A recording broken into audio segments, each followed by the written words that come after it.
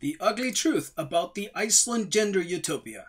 Hideous propaganda piece by 60 Minutes Australia crushed with insider facts.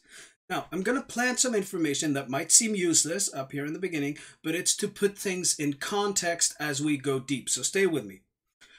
They set this up with a face-off between two men. Thorsteinn Víglundsson, former Secretary of Social Affairs for Viðreisn, the Reform Party, and Jordan Peterson, a clinical psychologist and public speaker. Viðreisn clocked in with 7 MPs in the elections of 2016 and joined a government coalition that collapsed a year later, prompting snap elections that scaled this party down to 3 MPs and put them into opposition. Thorsteinn retained his seat with the 3,013 votes cast for his party in his region, just enough to get him alone in being the top of that list. The other 2 MPs for the party came from other regions. Dr. Jordan Peterson's upcoming speaking event in Iceland next month initially sold out its venue last fall. The venue was then expanded and it sold out again. A second event was recently added the following day and it's selling like wildfire.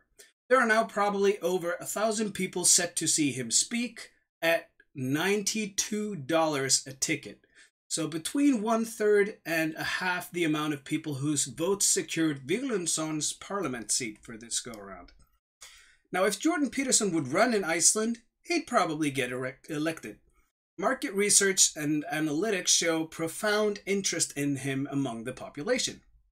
Víglundsson previously served as the executive for Samtök Atvinnulífsins, Confederation of Icelandic Enterprise, and had before that served as a board member for one of its 6 sub-associations, Samtök Iðnaðarins, Federation of Icelandic Industries, whose slogan is a direct Icelandic translation of Hillary Clinton's Stronger Together, also shared by the Icelandic Confederation of Labour. The Confederation of Icelandic Enterprise and the Confederation of Labour seem too ideologically unison in their slated aims and ambitions to represent separate interest groups. So I question whether ideology matters more than the interests of their members. It's almost as if the prior is directly reflected by the Reform Party platform and the latter by the Social Democratic Alliance, which by today's measures would be Clintonian corporate leftists versus Sanders Labour leftists. A clean majority coalition of these two parties would see a full EU membership with all the technocracy, bureaucracy, and the fixed, globalized, almighty big state. There are, needless to say, members who feel disenfranchised on both sides, and unions on both sides who stand outside of these big confederations. This has been somewhat reflected in the electoral outcome of the elections, and the upcoming municipal elections later this month will reveal where the country's at now. These municipal elections are seeing a record number of parties running, with a total of 16 who qualified for official run in the municipality of Reykjavik alone, a city council that holds about 23 seats, a recent increase from 15, which would have rendered fewer seats than parties. Many parties all across the spectrum are also either dropping the gender platform altogether or putting it in the backseat in terms of focus and importance. On top of which there's now a men's party running for the first time ever, mostly centered around parental equality, divorce case issues, child support payments, incarceration, the lack of men's shelters, poor performance among boys in schools, etc., etc. All of these speaks volumes to the current political climate, as will the election results. Aside from feminist political agendas potentially falling out of grace, there's also a lot to be said for the equal pay verification procedure that caught 60 Minutes' attention. The bill making it legally binding came into effect as of January 1st of this year. There has been criticism and discussion on the time frame for companies to complete the compliance, but the result seems firm on 3 years till every company of over 24 employees has to be in compliance. Depending on size, big, mid, or small, this will now gradually roll out through the end of 2021, and the overall results won't be clear till a year or two after at best, when the data is present, provided that the law mandating the verification of this standard won't be undone in the meantime. The VP of the Icelandic Federation of Trade, which appears to be outside of the Confederation of Icelandic Enterprise, said that this was costly, roughly estimating it at 4 million Icelandic kronas for her small company to comply, which is approximately 40,000 US dollars.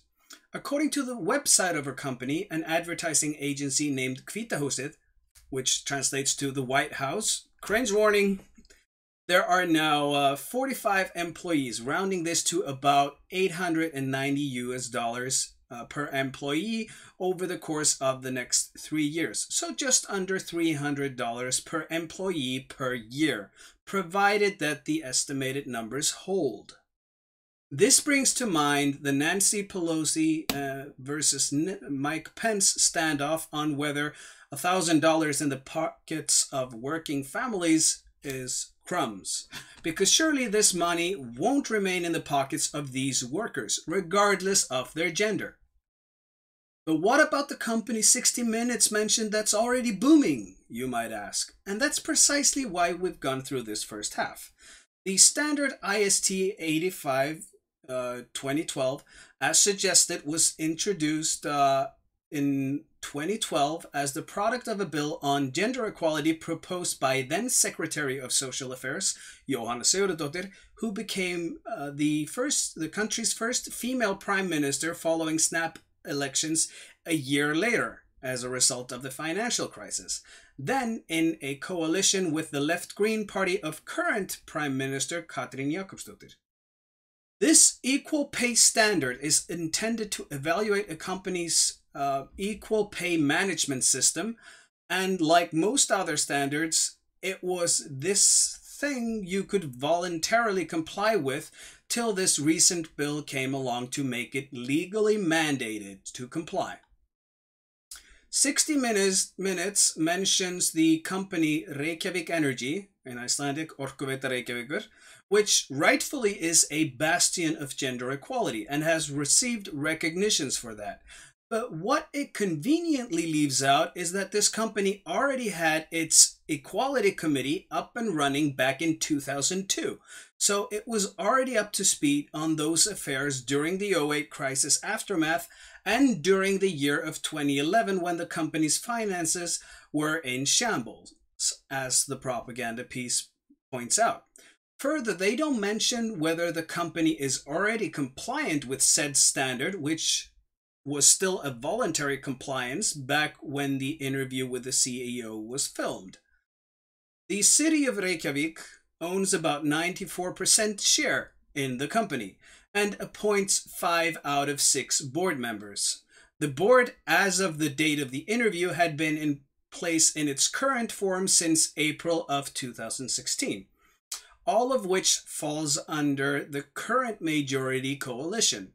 That coalition consists of the Social Democratic Alliance, which is the mayor's party, the Left Greens, Bright Future, which was a part of the coalition government with the Reform Party on a national level but got eliminated from parliament in the last elections, thus remaining strictly municipal, and last but not least, the Pirate Party, all of whom have a feminist agenda in their platforms. So this just begs the question whether the CEO is speaking out of his own convictions or out of fears for his job throughout the interview. Then there's the post-2011 financial success of the company. An October 2016 article from Viðskiptablaðið, an Icelandic business paper, reports a stellar 48% price increase since 2011. Now, people might say that there's correction involved since times were dire and there's inflation to factor in, etc., which would be well and good if this wasn't more than twice the consumer index.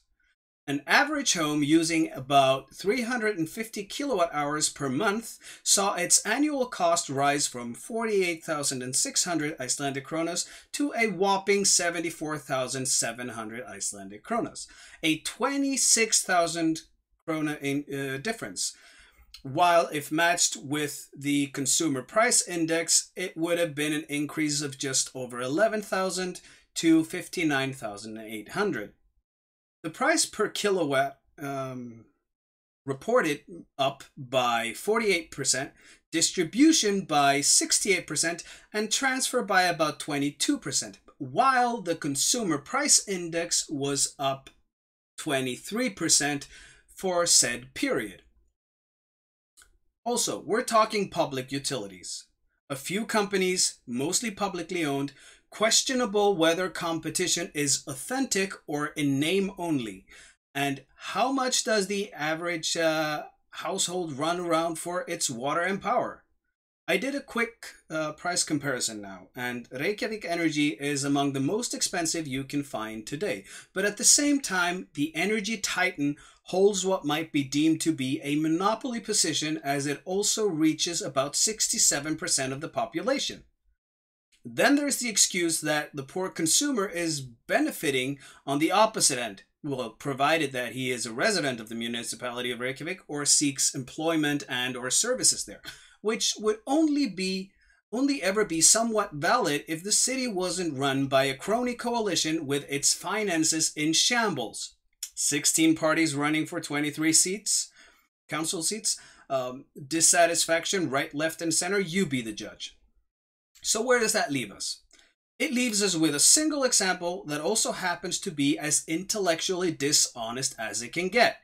It leaves us with a former Secretary of Social Affairs from a party barely clinging on, and perhaps the votes from educated women anticipating gains from this, on top of employees in the compliance and advisory industries, public sectors, etc., was enough to keep him in.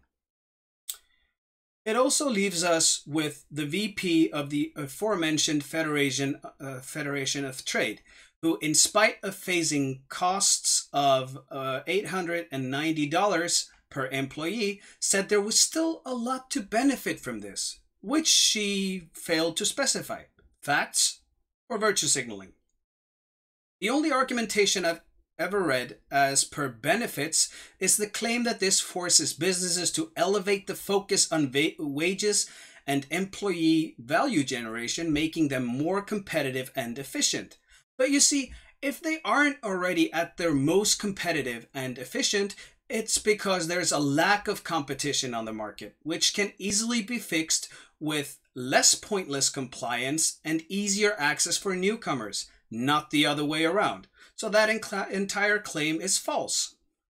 Now, I firmly believe that everyone should be paid their worth and get to have some satisfaction at their job, especially in the long run, regardless of gender or any other factor. So if you feel like you're underappreciated or that the work environment isn't complimenting and your employer doesn't address that fact with you, then I firmly believe you shouldn't stand for that, but rather leave and seek opportunities elsewhere.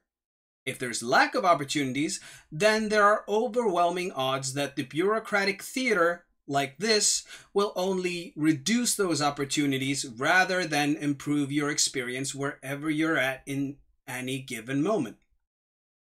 So, I'll keep you guys posted on the upcoming municipal elections. Feel free to check out my previous work related to this, such as the Men's Party, #Daddy2, the controversy and movement, and Jordan Peterson. Now, I believe that feminism and gender politics are a dying trend in Iceland, but time alone can tell. Anyways, if that is to be the case, here are a few of the reasons why. And again, you be the judge. Stay tuned. We'll be on this. Viking out. And clicking to find the thing. Again, let's try this again, shall we? Viking out.